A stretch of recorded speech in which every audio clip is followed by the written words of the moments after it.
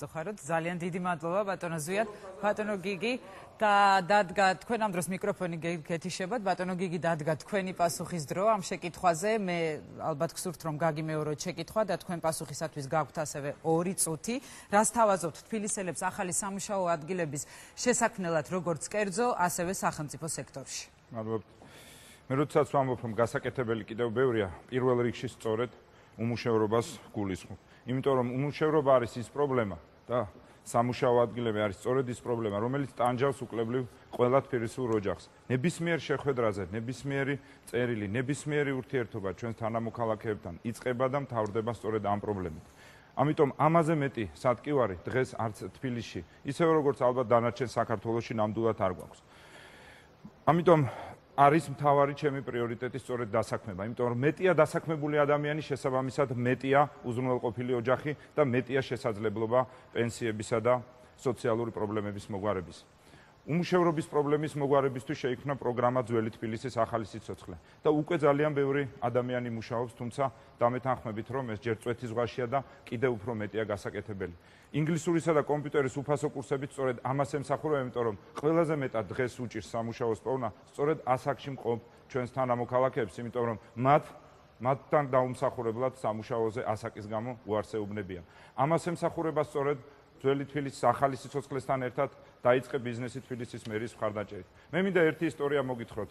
26-ში, როდესაც მე დავრეგისტრირდი კანდიდატად, მქონდა საშუალება ჩემს მეგობრებთან ერთად პური გამომეცხო ნაძალადევის რაიონში ერთ-ერთ პატარა საცხობში, რომელიც ქეთევან სონღულაშვილს ეკუთვნის. მე არ ვიცი რამდენად გამოვდგები პურის მსხობელად, პური ალბათ ჯობია მე პურემ გამოაცხოს, მაგრამ ერთი რამ კი ყოველთვის მე მახსოვრება. ის სიტყვები, რაც ქალბატონმა ქეთევანმა მითხრა, რომ არა ის შეღავათიანი კრედიტი, რომელიც მან მიიღო მერიისგან, ის ვერ გააფართოვებდა და ვერ შექმნიდა თავის საწამოს და ვერ დაასაქმებდა იმ 10 ადამიანს, რომელიც იქ მუშაობს. ესე 10 ადამიანი ქალბატონ ქეთევანთან 20 სხვაგან, 30 სხვაგან, აი ესე ნელ-ნელა ჩვენ ვქნით სამუშაო ადგილებს და სწორედ ამას ნიშნავს, რომ გასაკეთებელი კიდევ ბევრია. დიდი მადლობა ბატონო გიგი, ბატონო ირაკლი, თქვენი ჯერია რომ გასცეთ პასუხი პირველ შეკითხვას, გაგიმეოროთ შეკითხვა. რას თავაზობთ თბილისელებს ახალი სამუშაო ადგილების შესაქმნელად, როგორც სახელმწიფო, ასევე კერძო სექტორში, თქვენ გაქვთ 2 წუთი პასუხისათვის დაიწყეთ. დიდი მადლობა შეკითხვისთვის. ბოლო წლების განმავლობაში ხელისუფლების არასწორმა ეკონომიკურმა პოლიტიკამ და ბიზნესზე ზეწოლამ გამოიწვია ის, რომ თბილისელების თითქმის ნახევარი დღეს დაუსაქმებელია. არა და ამ ადამიანებს საკუთარი ნიჭით, საკუთარი განათლებით, საკუთარი გამოცდილებით შეუძლიათ საკუთარი ოჯახების რჩენა.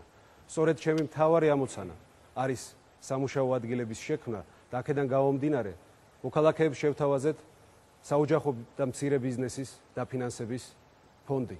ეს ფონდი ყველა თბილისელს, ვისაც ექნება ბიზნეს პროექტი წარმოდგენილი, დაუფინანსებს იაფიანი 8%-იანი კრედიტით ფინანსურ შესაძლებლობას და მას გაუჩენს იმ შესაძლებლობას, რომ აწარმოოს საკუთარი ბიზნესი.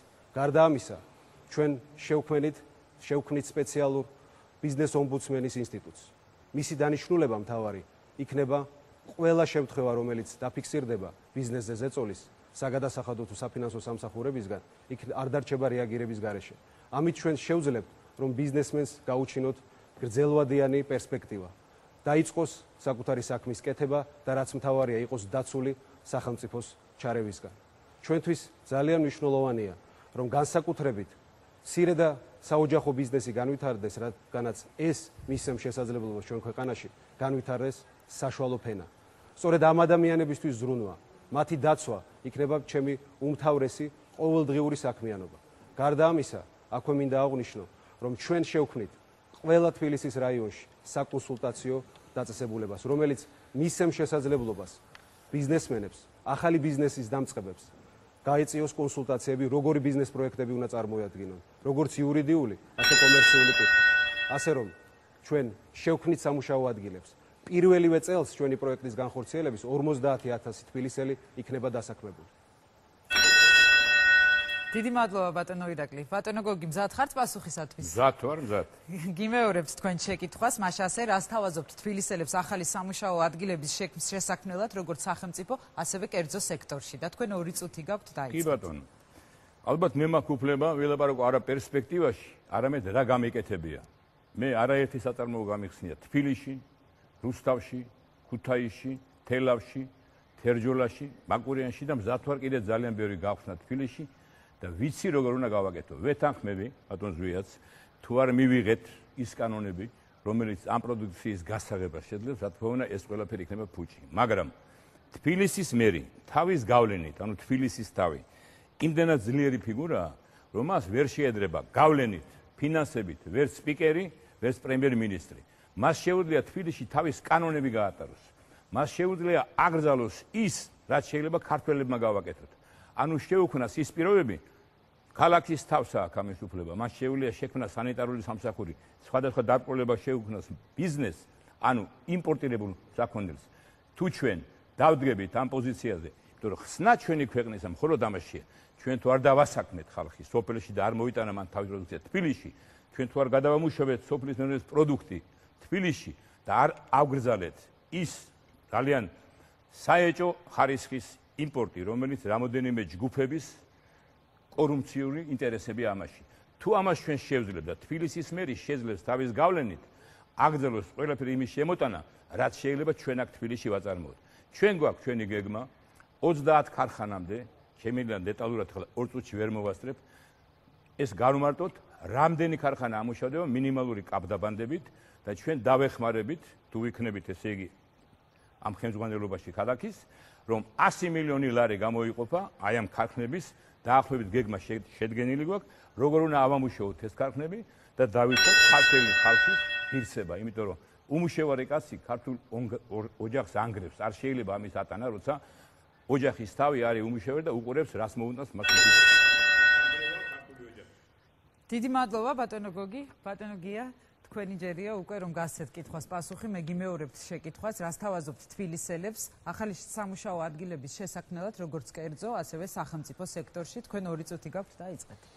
ძალიან მიხარია რომ ჩვენი სლოგანი დასაქმება და დაბალი ტარიფები გახდა მერობის კანდიდატის თითქმის ყველა ასე ვთქვათ კანდიდატის სლოგანის ნაწილი და ეს რეალობაა, იმიტომ რომ დასაქმება და უმუშევრობა არის დღეს ყველაზე დიდი პრობლემა თბილისში და ჩვენ შემთხვევით არ ვთქვით რომ დასაქმება არის უმთავრესი ამოცანა, რომელიც ჩვენ უნდა გადავწყვიტოთ და დასაქმებას წვითავს მხოლოდ დაბალი და ხელმისაწვდომი გადასახადები. დასაქმებას წვითავს მხოლოდ მცირე და საშუალო ბიზნესის განვითარება.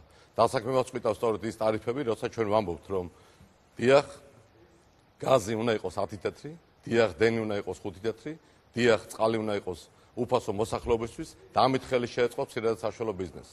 რეალურად ჩვენ ვერ დავასაქმეთ მოსახლეობას, თუ არ შეიქმნა მცირე და საშუალო ბიზნესის განვითარების სერიოზული სტრუქტურა. როგორც არის ამერიკაში, როგორც არის ევროპაში, როცა ამერიკაში ერთ დასაქმებულ ადამიანზე $5,000 აძლევენ მცირე და საშუალო ბიზნესს, რომელიც ასაქმებს ადამიანს. დღეს სამწუხაროდ თბილისში არ არსებობს დასაქმების ცენტრი, არ არსებობს იმის იდენტიფიკაციაც კი თუ რამდენი უმუშევარია, რა კატეგორიის არის ეს უმუშევარი და რა დასაქმების ადგილი შეგვიძლია შევთავაზოთ მას. ამიტომ როცა ჩვენ ვამბობთ რომ ყველა შემთხვევაში ჩვენ უნდა შევძლოთ ადამიანების დასაქმება, პირველ რიგში ჩვენ უნდა შევძლოთ ის რომ შევქმნათ ინსტრუმენტი დასაქმებისთვის. ეს არის ორი რამ. პირველი ეს არის როგორც გითხარით, მცირე და საშუალო ბიზნესის განვითარება, ის რისი წარმოება შეიძლება თბილისში და საქართველოში უნდა აწარმოოს საქართველოს, არ შეიძლება რომ უცხოეთიდან შემოვიტანოთ ცოცხის და დოშის ტარის და ნაგვის ყუთიც, ჩვენ უნდა ვაწარმოოთ ის რისი წარმოება ჩვენ შეგვიძლია, მხოლოდ ამ გზით დასაქმდება ადამიანები. ის რისი გაკეთება შეიძლება საქართველოში, უნდა გაკეთდეს საქართველოში. ამისათვის ჩვენ უნდა შევქმნათ დასაქმების ცენტრი, ვიცოდეთ რამდენი უმუშევარი ყავს, დღეს ეს არავინ არ იცის, რომ რამდენი უმუშევარია, რა პროფესიის ხალხია, რა პროფესია ჭირდება მრეწველობას და რანაირად უნდა დავასაქმოთ ეს ხალხი. ამიტომ როცა ვსაუბრობ დასაქმებაზე, ამას უნდა პროფესიული მიდგომა, ამას უნდა პროფესიული შეფასება და პროფესიული გადაწყვეტა. დიდი მადლობა.